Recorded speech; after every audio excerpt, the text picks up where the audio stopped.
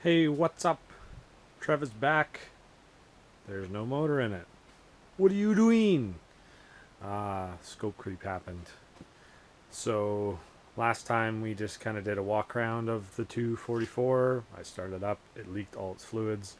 We shut it down, and we're like, yeah, that's a project. Cool.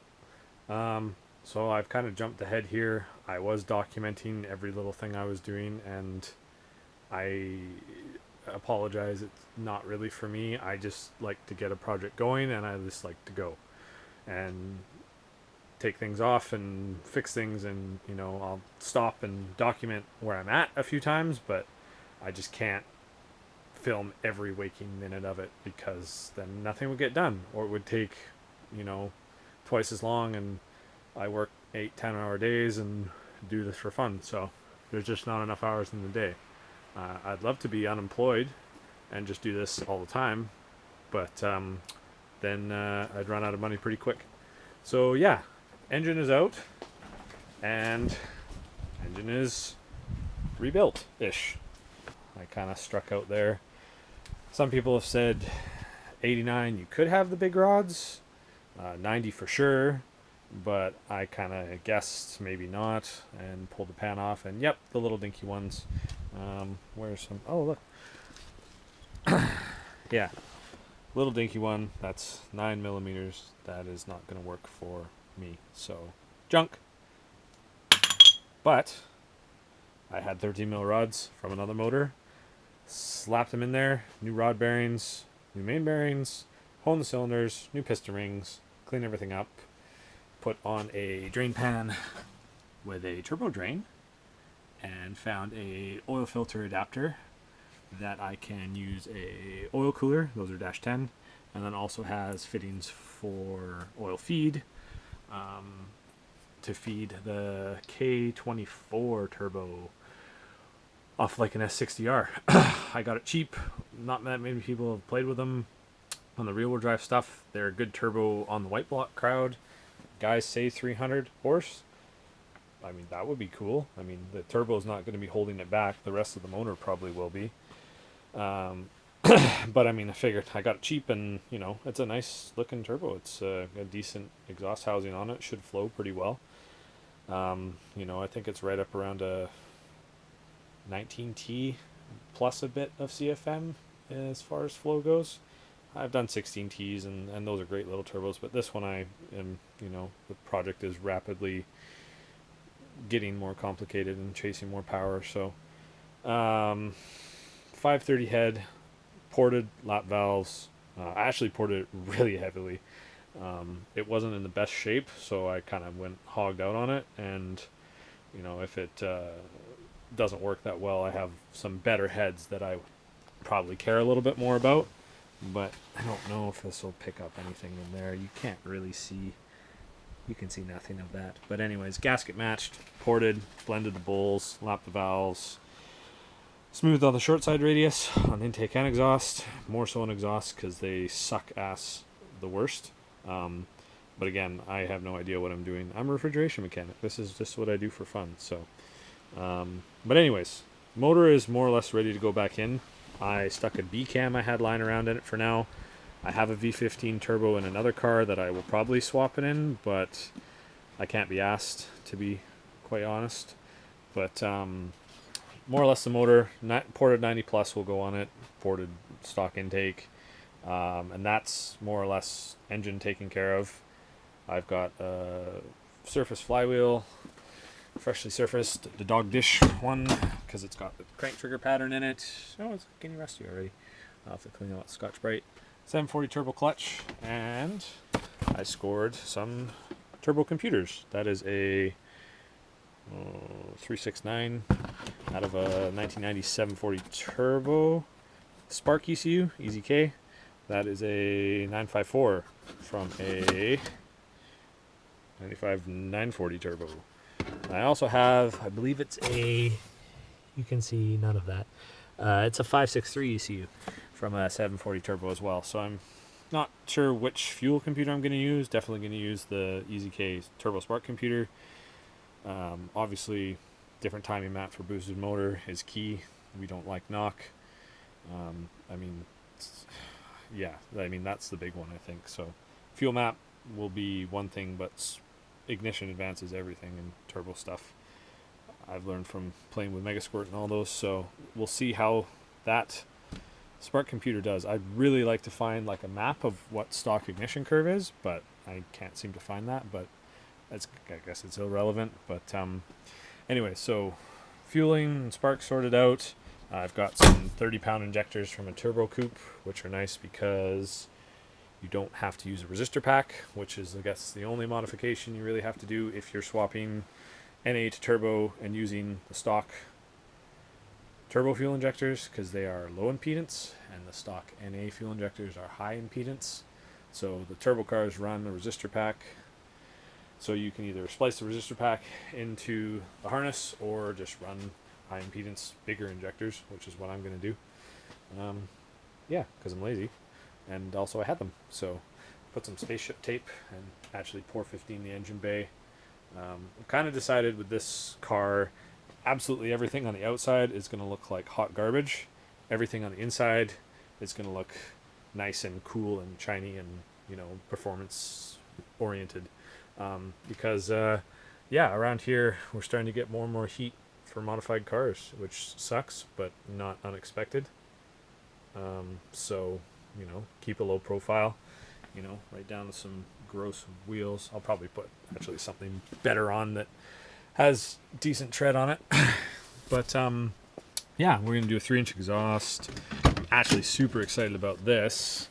So V-bands, just Amazon ones, but I V-band everything now because everything else, once you go V-band, you won't do anything else. They just are the best and take it on and off. This is cool. Also Amazon. That is a vacuum actuated exhaust cutout. And everyone's probably going, oh, you have a boosted car, you wanted to open and boost, why did you buy a vacuum one? Well, I have a plan. I'm going to tie into the stock Volvo vacuum reservoir, which there's a massive one under the center console. It's like a foot long and probably 6 inches in diameter. And then I'm going to control that with a solenoid valve, because I don't want this one to just open and boost. I want to either have quiet with full exhaust, which I'm going to have resonator and muffler in, or open header dump all the time. So kind of like an electric cutout, but the electric ones suck ass because they seize and they stick and sometimes they don't open and the motors strip out the gears, and I've never had a good experience with them. The vacuum is simple. I mean, look at lots of you know, Dodges and stuff like that with the exhaust brakes. 9 times out of 10 they use a vacuum diaphragm, because this little guy has a heck of a lot more force than even, you know, a nicely gear reduction drive electric motor. I won't get into specifics of it, but we use pneumatics in HVAC all the time. That's what I do. And you can control, you know, 6-inch or 8-inch gate valve or something like that with a small vacuum diaphragm, or pressure, I would say. And, you know, 10 pounds of pressure on a, you know, 10 square inch diaphragm is, you know, an insane amount of force. Like, you can just generate so much more force than an electric motor can. So these little guys have a lot of jam. Hopefully it won't stick or fuck up over time. It'll just be on or off with a switch, which will add or remove vacuum to open or close it. So super stoked about that. I have a massive pile of Rock Auto parts. Thank you, Rock Auto. I've got radiator hoses. I've got the coolant hoses to actually, I'm going to water cool the turbo too, because the factory put it there. Might as well hook it up. I've got, oh geez, fuel filter, spark plug wires. There's a clutch kit in there. There's motor mounts because they were thrashed. Timing belt kits. There's just, I don't know, it wasn't that much, but you know, if you're in there, you might as well do it.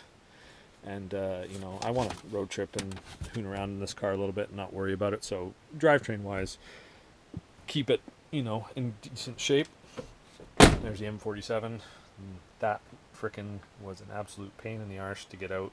It was seized. It's never been out. That pin was in there like swimwear. So took some hammering to get it out. Took it to a friend's, hot water pressure washed it. Now it's less disgusting. It was just coated from the cam plug up here, just puke all the oil on it, and it was a slippery bitch. And I don't know, I'm going to clean up those, paint them. Distributor distributes things, there's nothing fancy about that. Got a decent radiator, a brass one. I'm going to clean it out and, you know, probably paint it up, make it look nice. I've got that is a NPR intercooler from the little Isuzu box trucks. Anyone that's into turbo brick things will know NPRs are better than the stock Volvo ones because they don't have plastic end tanks, so they don't blow off the end tanks when you run higher boost. And, you know, they're better design, more efficient, you know. Cooler air is better air, everyone knows that. So, yeah, I got some intake bits. I'll do a cold air intake. Yeah, that's manifold I'm going to use. Actually, this one, that's just a junk 13C. No, that can just go away. But this one has the step on it. The 90 plus that's on that motor, I milled it off because I ran a whole set on a different motor.